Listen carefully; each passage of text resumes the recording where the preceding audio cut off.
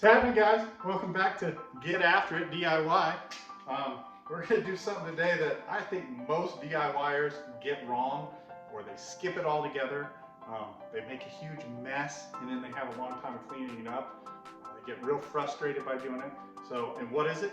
That's applying some caulking to some paint grade trim and windows and doors. So here we go. Let's get after it. I'm going to show you the tools that we need and how I do it. All right, so let's get into what we're gonna need. Right now, we're gonna be doing some interior paintable trim. So we're gonna need a paintable latex caulking. I've got DAP, this is Alex. It's painter's acrylic latex caulk. It's for windows, trim, doors. It's at every single big box store. I get mine at Ace here in our little small town. And you know, there's a ton of products out there. This is what I tend to use. It's a good product.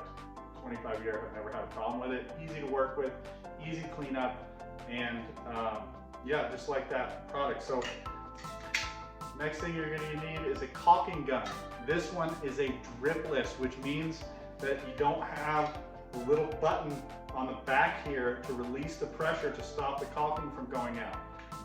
You need to apply a little bit more pressure to the trigger, a little more constant pressure to keep a constant bead coming out. But for a lot of DIYers, especially in people that do not use a caulking gun a lot, this is a lot easier. So dripless, that's what you need. This is a newborn. I think this was like $15 or less. It doesn't even have the little poker thing on it, and honestly guys, you don't need that poker thing. If you're using that, your hole is too big.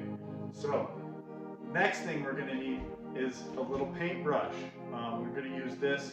We're going to dust everything off. We want to make sure that everything is clean. These little bristles are going to get into underneath your windows, in between the door and the trim and the wall, anywhere that any dust or flies or anything could have gotten into in the time of construction. You can get that out of there. Next thing we're going to need is a putty knife. This is good to have. You may not need it. It's good to push some caulking up into some little tight spaces or scrape some things off, a little bit of excess off in some certain places. So good to have a putty knife. The two other things that we need, this is it, guys. Seriously, it's not a big project and there's not a lot of tools involved. A bucket of clean water and a couple of rags. I just buy disposable rags. You want a clean rag. And the last tool, the main tool in your toolbox, your finger. Super easy. So check it out. Let's get into this. I'm going to show you exactly how to do it. I'm going to show you how to cut the tip of your caulking. I'm going to show you that you've been cutting it too big. So stick around. Here we go. Let's get into it. All right, guys. So let's cut some tube to caulk here. And let me get into this. This is by far the most important part of this process. And I guarantee you, almost all of you guys are cutting this way too big. The way I do it is I just start barely cutting it off. I mean, I'm talking like I just barely the end, and if you don't have enough, then that hole isn't going to appear. And you want less than 1/8 of an inch. I think that the bar that you poke a lot of these tubes of caulk with that comes on a lot of the caulking guns, I think that's 1/8 of an inch, and it's too big. If you can fit that in there, your hole is way too big. So you need to cut this as small as you can and at a 45-degree angle. Let's see if I can get a close-up of this here. God, that's really hard to see. But, I mean, it's small, guys. It's really small, and I can't stress the smaller the better. If it's, you know, too small and you're a beginner, it's gonna benefit you. All you're gonna have to do is just move a little bit slower. Your travel speed is gonna be a little bit slower to fill up some of the bigger gaps, but you're not gonna have a ton of material coming out making a big, giant mess. So let's get into this. Let me show you these gaps that I'm having to do. Look, guys, you know what they say, caulking and paint make a carpenter what he ain't, and I ain't no finished carpenter.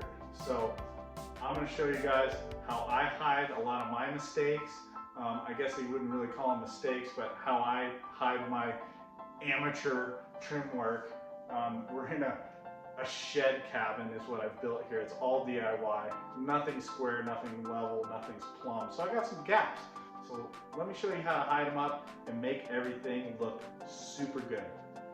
Check it out. Okay guys, so you can see here in between the window and my casing, I've got a pretty sizable gap there. I would say that gap's probably at least 1/8 of an inch, 1/16 to 1/8 in some spots. Even though this is on the vertical, I'm gonna take my paintbrush and I'm gonna make sure that I just wipe everything down to the bottom, okay? Then I'm gonna take my clean, wet rag and I'm gonna clean the window. Inside of the window here, make sure nothing is in there. Okay, I'm gonna take my dry rag and I'm gonna come in here and I'm just gonna make sure it's all nice and dry, okay?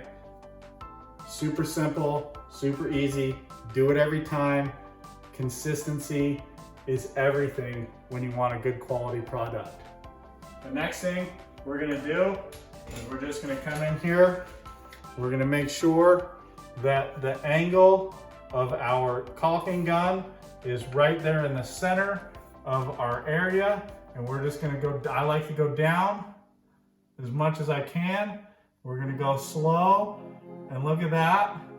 You almost don't even have to wipe it. Go slow. As the gap opens up, you're gonna wanna slow down even more. Make sure you get enough product in there. And when you run out of squeeze, pull it off. And the next part, guys, is super simple, and this is what you're gonna use every time. You're gonna take your wet rag, you're gonna make sure your finger is nice and wet. You're gonna start at the top and just work your way down with your finger, getting any excess. Look, there's barely any on that finger, okay? Wipe it off, make sure it's clean, maybe run it down real quick one more time, got a little bit more, and that's it.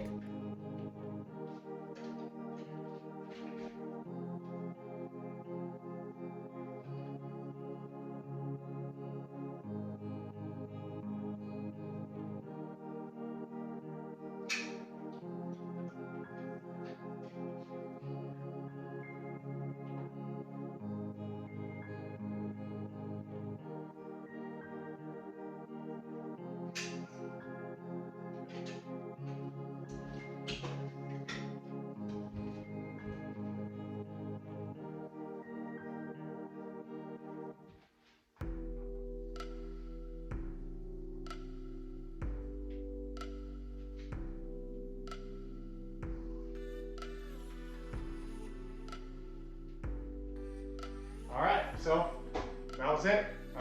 I did a vertical seam for you. I hope you learned something today. 3 things that you need to do. Small tip, make sure you move slowly and keep everything clean. Keep your tip clean.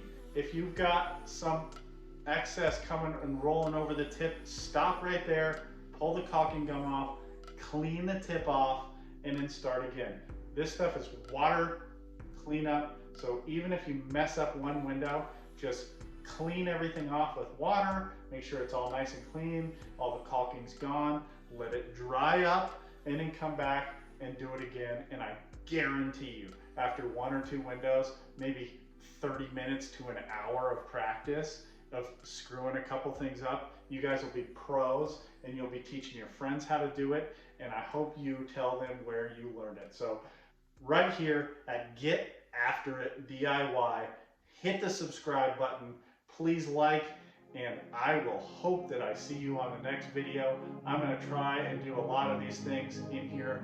I'm not a professional. I'm just a guy that is not scared to try it, not scared to get good at it, and I want to teach you how I do it. So let's get after it.